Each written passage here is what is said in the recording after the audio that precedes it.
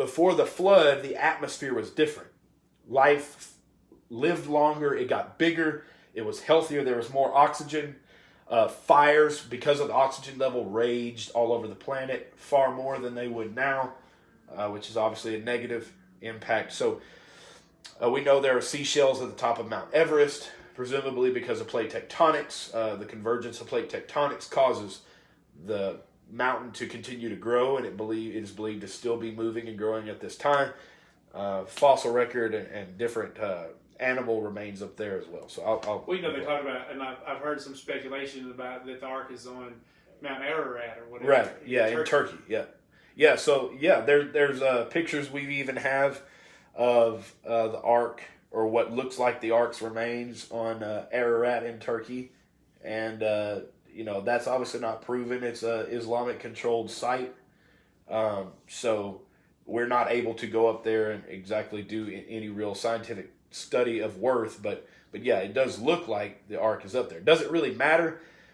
No and yes. It doesn't really matter which mountain exactly it's on, but it does matter because it does say in the New Testament, the Old Testament, I believe Genesis 9, when the flood is over, it says that it came to rest on the mountains of Ararat. Sure.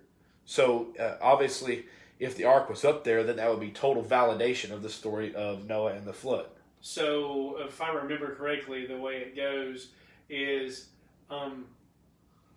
the people, whether this is accurate or not, the people it had never rained before. Right. So it rained, obviously, it rained for 40 days and 40 nights, right? Yes. So it rained and rained and rained, and it covered the whole earth. There wasn't a mountaintop, there was nothing. There was nowhere for the Ark to rest.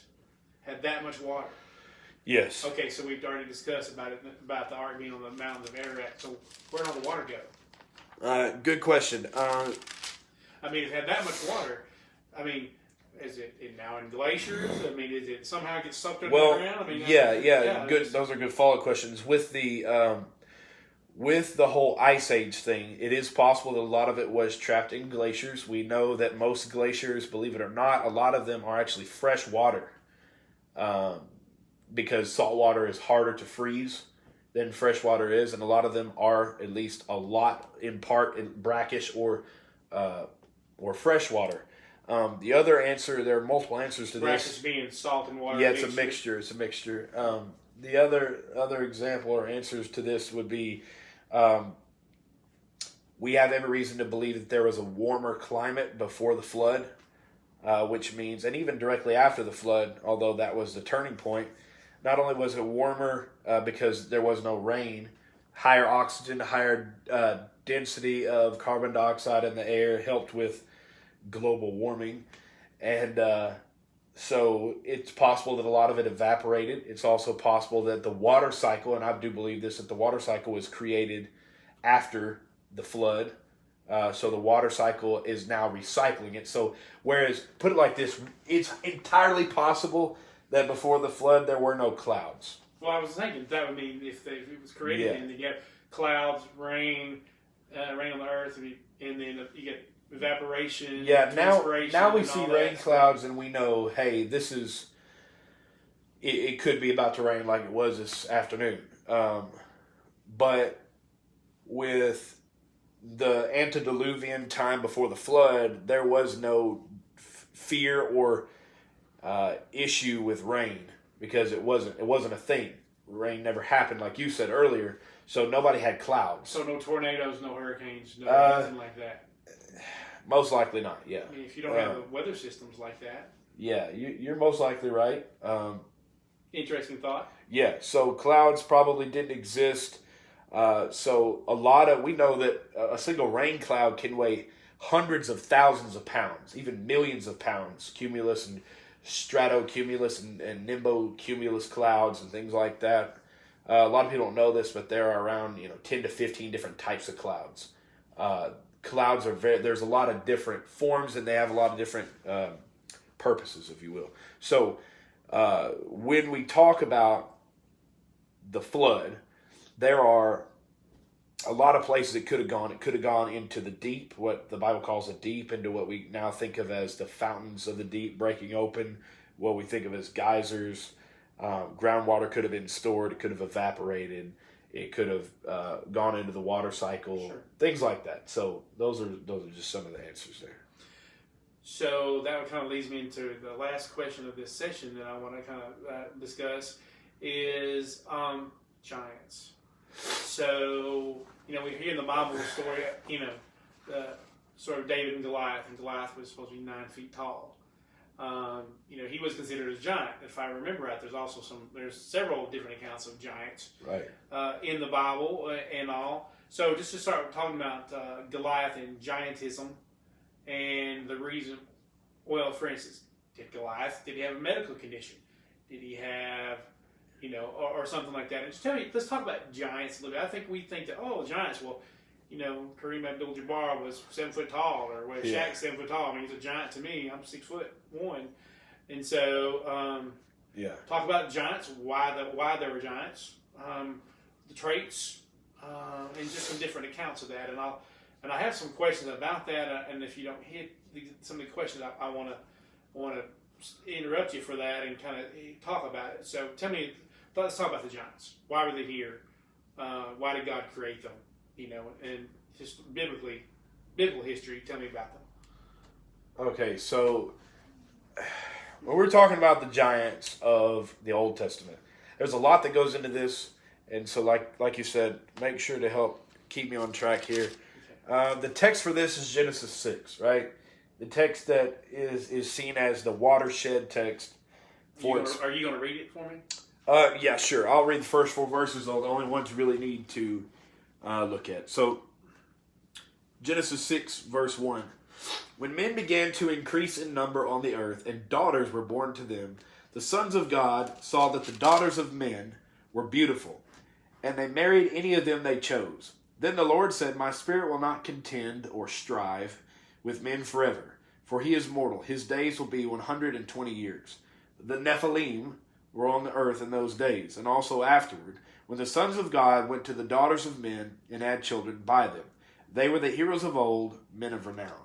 So you've got some terminology there. All right, yeah. That you need to kind of break down. So let's talk about sons of God first. Okay, so sons of God, it says the sons of God went into the daughters of men. So the sons of God are, in Hebrew, it's Banaha Elohim in Hebrew, which and the reason I say that, and I say this to people every time we talk about this topic, is because it very explicitly states in the Hebrew that these are children of God. Now, when we go back to the terminology, sons of God, the creation of God, then you go to the terminology of the daughters of men, which is B'nai Ha'adam, Adam, Right. Dirt, dust. These are children of the dust, literally.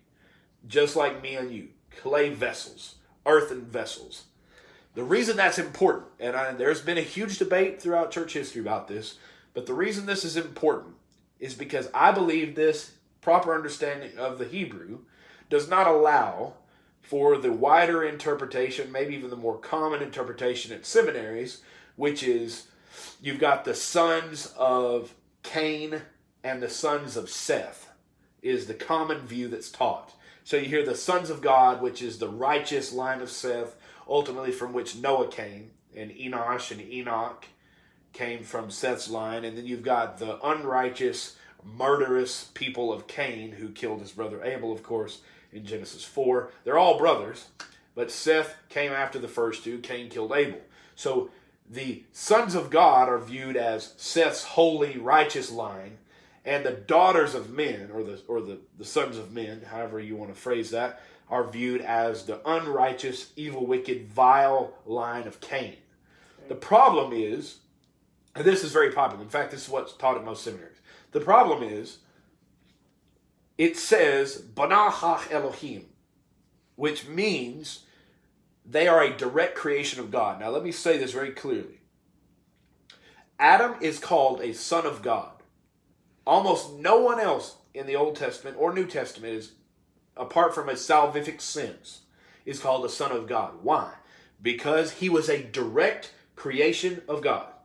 The angels, good, because God created them all good and holy. But if you want to say the angels and the demons, the righteous and the unrighteous, Fallen. they're all direct creations of God. That God didn't procreate to have them.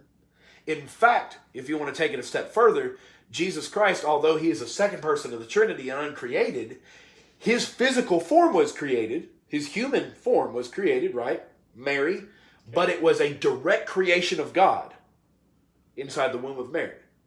Correct. Right? Yes. So he's the second person of the Trinity, but he's a son of God, the Son of God. Adam is direct creation. Jesus Christ's mortality is humanity, direct creation. Let me be careful about that. Direct creation of God, and the angels, direct creation of God. Right? So all of these are all instances of where God made a direct creation.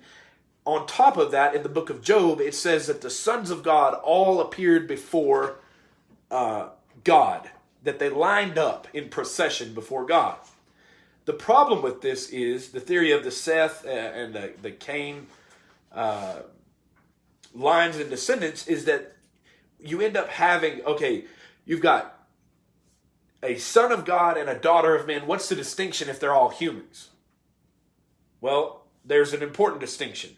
Because it says in the Old Testament over and over and over again, always and forever, when you see someone referred to, apart from Adam, like I said, when you see someone referred to as a son of God, they're referred to as an angel.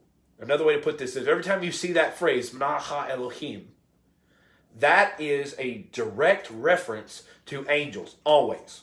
Okay.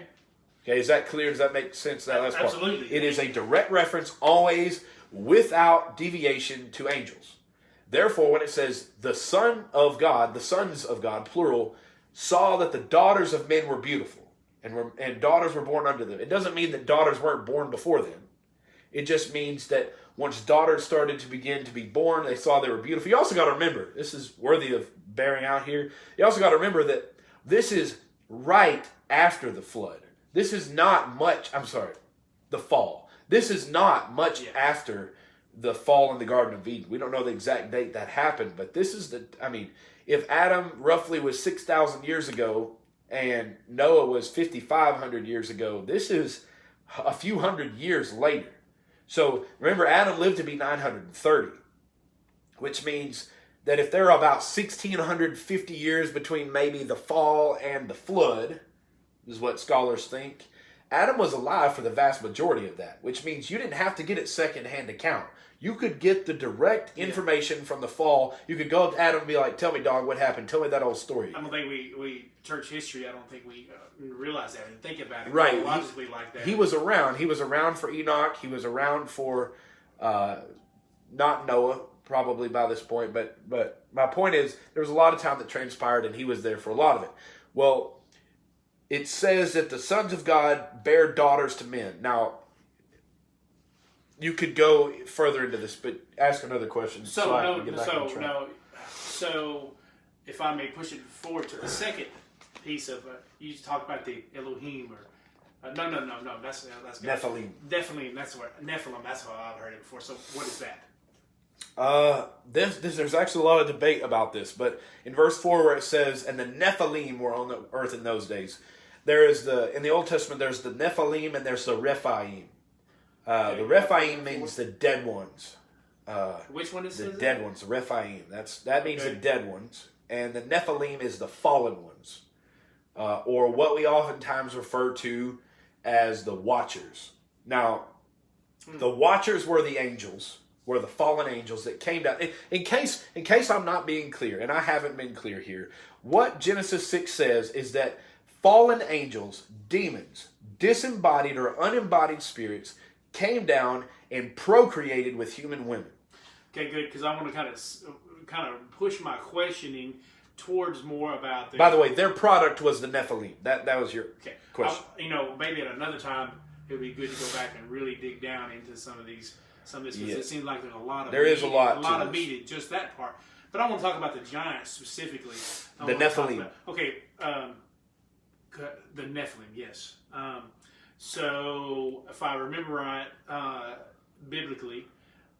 So first of all, these giants again, they're tall dudes. They're supposed to be. I've heard some, With, even hundreds of feet tall. oh, really? I didn't know that. Yes. Tall. Goliath's supposed to be 9 feet tall. I've heard Yes. something Insane. crazy.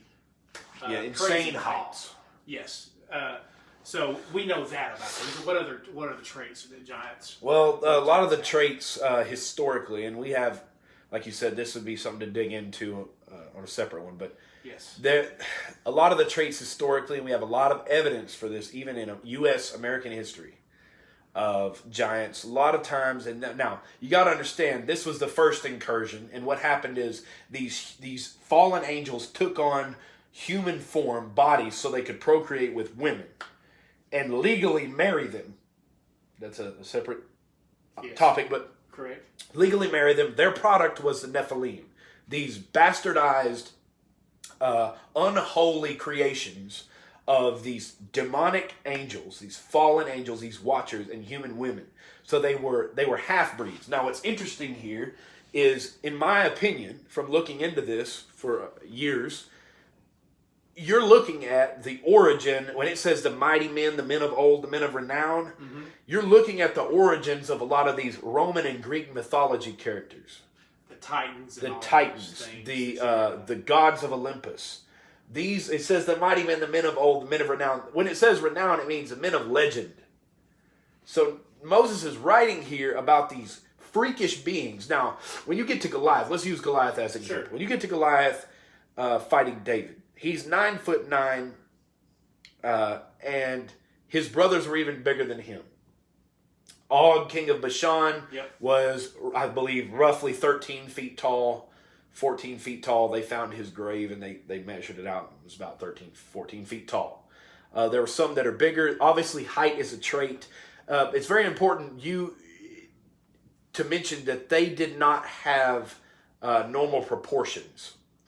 It wasn't like they were Marfan syndrome or freaked out. They weren't weird. They didn't have sunken in chest and abnormally long arms. They were proportional. So their head was the right size, their arms were the right size, which meant that they could be freakish athletes, freakish specimens, and be totally capable of superhuman feats because they didn't have joint weaknesses, muscle weaknesses. This wasn't a defect. Do you understand what I'm saying? This wasn't a genetic defect. It wasn't a genetic anomaly that caused them to, like Robert Wadlow. He had trouble walking and died at 22 years old. So not only were they proportional, but they had oftentimes double rows of teeth. They had 6 fingers on each hand. This is not always, but this is common, especially with and I don't want to say this strange, but this is with the more recent incursions. In other words, within history that's more recent, even American history over the past few hundred years, we see 8 to 9 feet tall beings. This would be more times viewed as the Rephaim. They're the, and Goliath would be one of those as well. Multiple fingers, oftentimes have red hair, savage, yellow, sometimes yellow, red eyes, double rows of teeth, like I said a second ago. They have, like I said, 6 fingers on each hand, 6 toes on each foot.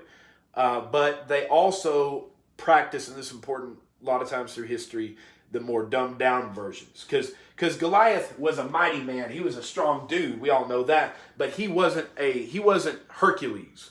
So I want to cut you off there. So obviously we know the story, biblical story about he cut Goliath's head off. Right. Do we know where his body is? I mean, no, I don't. I don't know if it says. I'm not aware. I don't think it does, but I'm not aware. What about any other type of? You mentioned some red hair guys and giants and those kind of things. Any fossils of that, real quickly? Well, they say a few years back.